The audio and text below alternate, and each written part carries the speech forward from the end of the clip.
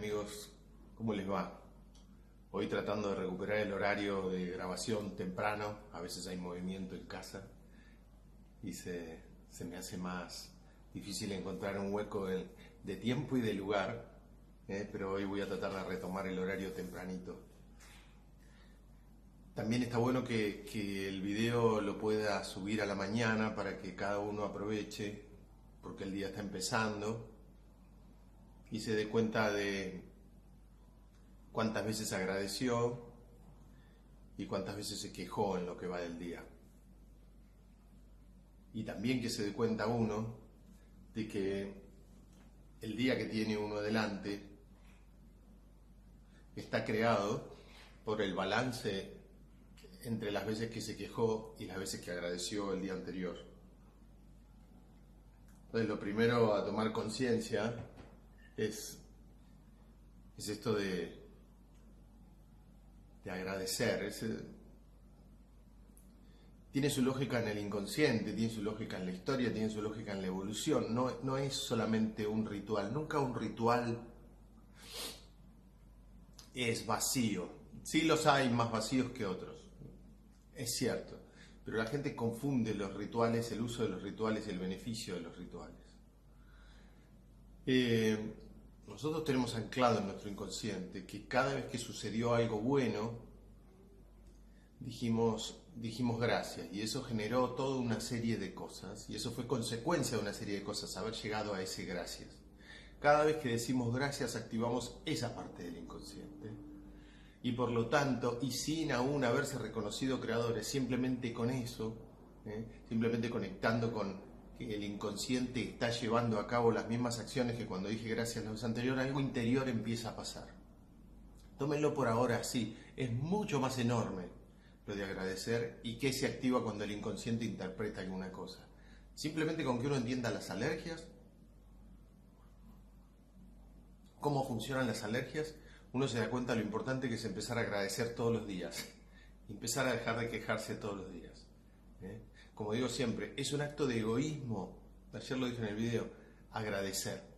Es tanto lo que se genera cuando uno agradece que cuando uno comprende esas cosas no deja de agradecer nunca, porque nadie atenta en su contra. En cambio, quejarse es atentar en su contra. Lo que sucede es que en un universo donde todavía desde mi sentido en el que se dan las cosas, porque uno le cambia el sentido al origen de las cosas a medida que va despertando. Primero, todo el entorno externo lo maneja uno, hasta que uno después se da cuenta que no hay nada externo. Entonces uno se apodera de ese entorno y empieza a dar directivas a ese entorno de qué es lo que tiene que suceder. Y el agradecimiento es una de esas directivas. Entonces, más allá de eso, vamos a ir al tema de mamá porque se me va a pasar el tiempo de vuelta. Pero de eso es hermoso hablar, de estas cosas, no solo de biología. Quienes miren estos videos, para que yo les diga, mira, si tenés hipertensión, hay alguien que quiere sacar de tu casa. Si te duelen las lumbares, tienes un problema con el colateral. Eso no le cambia la vida a nadie, chicos. Traten de que la información que reciben acá no sea para un chusmerío de conciencia, un chusmerío espiritual, es decir, encontrarme con alguien en la calle y poder decirle, mirá, las lumbares son un problema con un colateral. Eso no les cambia la vida. Lo que les cambia la vida es que si de repente escuchan acá algunas de estas cosas, se metan dentro de ustedes y empiecen a buscar dónde está esa historia y empiecen a viajar, pero vayan a consulta también. ¿Okay? Lo principal es ir a consulta. Cuando me preguntan, bueno, Pablo, ¿y qué es esto? ¿Qué es esto? En muchos casos me dan ganas de decir, o a muchos les digo, anda a consulta, no te pierdas el tesoro que hay ahí. Porque este síntoma viene a recordarte que había un propósito anterior a la experiencia humana que como te desviaste de él, llegó el síntoma. Si vos sacás el síntoma de la manera que sea, con el mecanismo que sea un ritual, una operación, un medicamento o una decodificación corta, es decir, la decodificación que llega hasta que el síntoma se va y no llega hasta el origen de lo que creó ese síntoma, desde el punto de vista humano puente, eso no es sanación, eso es evasión, porque te estás perdiendo el tesoro más grande que hay. Pero vamos a volver a las mamas. Y vamos a ir ahora con el mismo criterio que vimos. ¿Qué hora es? Porque tengo puesto algo blanco y no veo. Ahí está. 5 minutos. Con el mismo criterio que vimos, la parte glandular, los adenocarcinomas y los adenofibromas y todo lo que tenga que ver con eso, y yo les conté que eran conflictos de desprotección. En realidad son cuestiones relacionadas con la protección, pero el conflicto es la desprotección, es la necesidad de proteger a un hijo. Si cuando nació lo puse acá y cada vez que lo amamanté estaba acá y estaba protegido, ahora no importa que mi hijo tenga 40 años y viva, no sé, en Barcelona, si yo me entero que tiene un problema, es mi glándula mamaria la que me va a decir, necesitas más glándula para protegerlo mejor. Entonces esa glándula mamaria va a reemplazar esa necesidad de protegerlo superior que tengo, convirtiéndose en una glándula más grande. ¿Okay? Pero no solo está ese conflicto, el de recibir protección y el de brindar protección, el de necesidad de mayor protección, mayor glándula, y la necesidad de brindar mayor protección, mayor glándula. Sino que también cuando el niño se apoya en la teta de la madre, hay algo que sucede y es que cuando él se está amamantando, cuando está en contacto con la madre, va a haber un mecanismo interno que va a suceder a nivel biológico y que va a aclarar algo a nivel inconsciente. ¿Cuál es el mecanismo interno?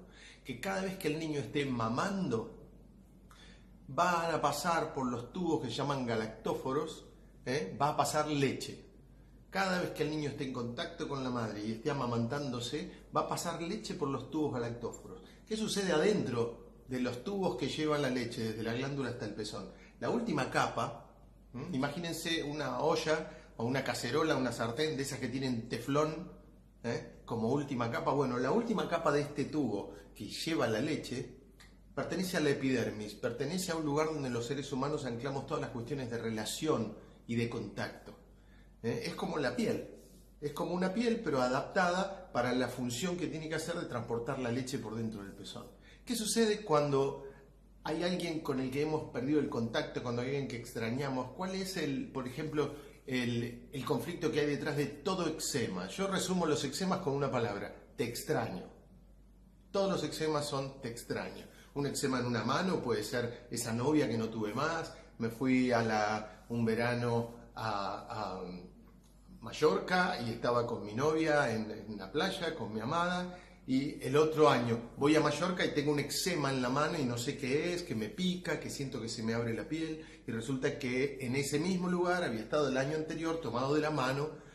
Si tengo un eczema en el trabajo, un eczema en el codo, es muy probable que esté relacionado porque me siento separado del trabajo. Si tengo un eczema, no sé, en el cuello, puede estar relacionado con cuestiones de comunicación, con cuestiones de palabra. Si tengo un eczema en la cabeza, puedo estar separado de cuestiones separadas de mi padre. Es decir, el eczema está extraño. Y en el tubo mamario, donde pasa la leche, esa piel se va a querer abrir para aumentar el contacto con alguien con el que ya no tengo contacto. Entonces, este mismo conflicto, esto que habíamos hecho de mano fuerte, mano débil, contacto para con la pareja, contacto para con el hijo. Pero atención, las cuestiones cuando se nota, por ejemplo, si hay un sangrado de pezón, en ese momento se está en conflicto, está rota la piel del tubo galactóforo, en ese momento se está en un conflicto de separación. Pero en el momento en que se suelen notar los bultos relacionados con lo ductal, con esto que les cuento de los tubos, no es el momento de la separación, sino el momento que terminó la separación. Así que en caso que ustedes tengan algún tipo de sintomatología a nivel de los tubos galactóforos y en parte de eso haya algún tipo de manifestación de proliferación celular, lo que tienen que pensar es quién volvió a la familia, con quién me reconcilié, con quién estoy nuevamente en contacto. Estuve mucho tiempo peleado con una hermana y ahora volvió. Estuve mucho tiempo separado de un hijo y ahora volvió. Estuve separado de alguien que dependía de mí, un sobrino, alguien que yo extrañaba y ahora volvió. Es cuando vuelve, cuando se restablece ese contacto, lo que hace falta para que ese mecanismo esté. Ahora, que uno se separe y que vuelva a estar en contacto y se separe y que vuelva a estar en contacto, nunca quiere decir que va a haber una manifestación a nivel de mamas, sino al revés, como digo siempre, del síntoma a la historia. Si hay una manifestación de mamas de este tipo, lo que hay que buscar es de quién me separé y después me reencontré. Con muchas aclaraciones para hacer que tienen que ver con lo simbólico, ya van casi 10 minutos, que tienen que ver con lo simbólico. ¿Okay? Por ejemplo, una manifestación de mamas a nivel galactóforo, a nivel ductal, del lado de la pareja. Me separé de Alfredo hace 25 años y fue muy traumático, fue muy fuerte. Ahora resulta que viene mi hija y me presenta a su novio que se llama Alfredo y vuelve a estar Alfredo en la familia. Y después de eso sucede esto.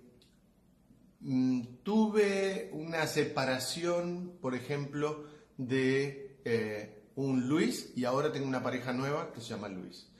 Y después de eso aparece esta manifestación. Me separé de Pedro y ahora me reconcilié con Pedro y tengo esta manifestación. Es decir, lo que hay que buscar es que se haya terminado ese conflicto. ¿Está bien? Por supuesto que el conflicto hay que trabajarlo igual. Ese es uno de los errores de Hammer. Hammer sostenía que todos los síntomas que se daban en reparación no había que hacer nada. Y ese es uno de sus errores. ¿Okay? Por supuesto que hay que trabajarlo. Sí que hay que trabajarlo y hay que ir y resolver el conflicto. No en el momento de la separación, no en el momento de la reconciliación, sino que esa reconciliación va a servir para ir a buscar a ver de quién me había separado. Por ejemplo, si alguien tiene un problema ductal que apareció con un bulto hace 2 años, yo le voy a preguntar un poquito antes a esta persona, ¿quién volvió? ¿Quién volvió a tu vida hace un poco más de 2 años? ¿Quién? Si me dice nadie, le voy a decir, bueno, ¿quién apareció? Contame, ¿nació un sobrino? ¿Nació un nieto? ¿Alguna hija vino con un novio? ¿Algún hijo vino con una novia? ¿Quién reapareció en tu vida? ¿Te reencontraste con un ex? ¿Quién volvió? Cuando encuentre quién volvió, voy a salir a buscar en el pasado de esta persona todas las personas relacionadas inconscientemente con él, eso es por fecha, por profesión, por nombre, por parecido físico y por un montón de cosas, por santoral, para encontrar cuál fue la separación traumática que tuvo. Y del lado de los hijos, la verdad es que hay un montón de posibilidades de haberse separado del hijo y que ahora el hijo vuelve a estar en contacto. Por ejemplo, hace 20 años, un aborto, un hijo que no nació y que fue el día de San Fulano, o que le iba a poner tal nombre, o que fue en tal fecha. Y ahora, mucho tiempo después, tengo un hijo, o mi hija tiene un hijo que es de esa misma fecha, o que le puso igual, vuelve a estar en la familia y yo vuelvo a estar en contacto con aquello que me provocó muchísimo dolor. ¿Ok? Se hizo muy largo este video, más o menos. Voy a ver si lo puedo terminar ahora. Lo que tenga que ver con nódulos, chicos, tienen encima cuestiones de resentimiento y inclusive algunas cuestiones de protección y de competencia. A veces hay nódulos que se producen por competencia, por la pareja, por una cuestión de resentimientos, también relacionados con los hijos. Todo lo que termine en itis, como por ejemplo las mastitis, son cuestiones de mucha ira, pero sobre todo porque adentro del nido, como son todas estas cuestiones de mama, dentro del nido, me siento desvalorizada, me siento con una deshonra mental, desvalorizada, menospreciada, maltratada, la mastitis, la mastosis y ese tipo de cosas.